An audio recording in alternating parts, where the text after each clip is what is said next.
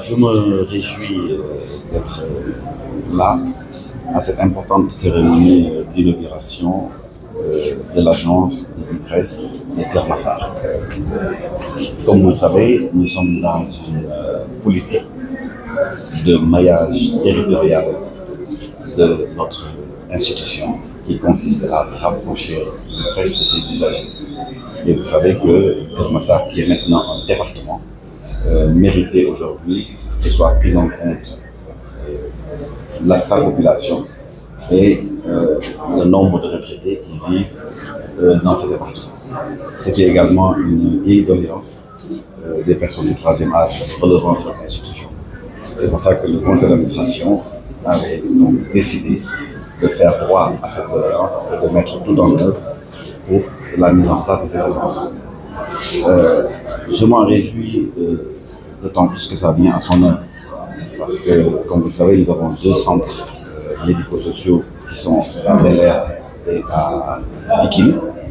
Donc, pour les nombreux retraités de l'institution résidant ici à Kermassar, c'était quand même un parcours de combattant pour pouvoir se faire prendre en charge de manière rapide et efficiente.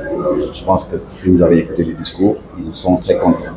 C'est l'occasion pour moi de dire que l'IPRES, dont la vocation est de servir les personnes du troisième âge en leur donnant à date la pension auquel ils ont droit, a réalisé ces dernières années des avancées significatives, des avancées, je dirais, remarquables.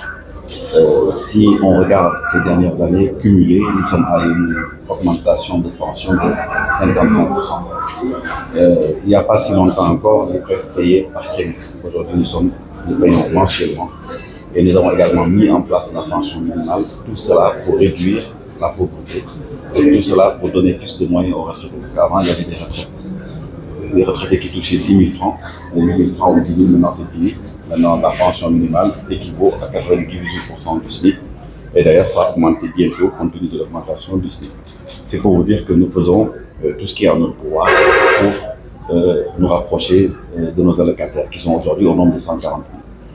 Aujourd'hui, c'est la 18e agence qui a été ouverte et la 19e le sera bientôt, celle de Kaffrine, la semaine prochaine. Et bientôt également la 20e, celle de Bakel. Nous avons pour ambition de faire une agence sur la VDN et une agence à Sédhiou pour que le maillage territorial soit complet. Comme je l'ai dit tantôt, c'est aussi l'occasion pour nous de remercier le chef de l'État, le président Macky Sall, qui a toujours été très sensible au sort des personnes du troisième âge. Non seulement sous son magistère, il nous a reçus à 2 reprises, mais également il avait fortement appuyé la mise en place, l'instauration de la pension minimale. Si aujourd'hui vous voyez qu'il y a une exemption fiscale au profit des pensionnés de l'IPRES, nous le devons également au président de la République, le président Macky Sall, qui, il y a tout de suite, quand nous l'avons sollicité, dit que c'était véritablement quelque chose qu'il trouvait légitime et qui avait dit qu'il trouvait anormal que le travailleur soit fiscalisé pendant qu'il travaille et qu'au moment où il se repose, on le fiscalise également.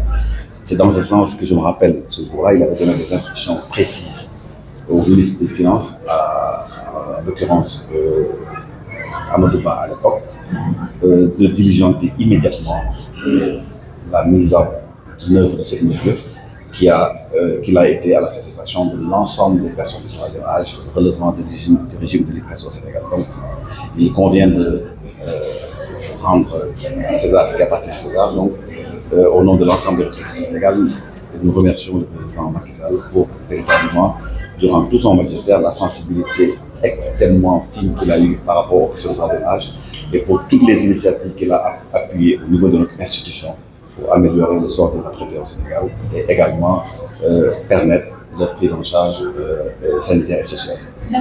J'y associe évidemment les membres du conseil d'administration de l'institution sans lesquels rien n'aurait été possible. Et donc, ils ont toujours fait en sorte que la dimension sociale soit la règle et non l'exception. D'autant plus que la prise en charge sanitaire et sociale ne fait pas partie des missions de l'institution.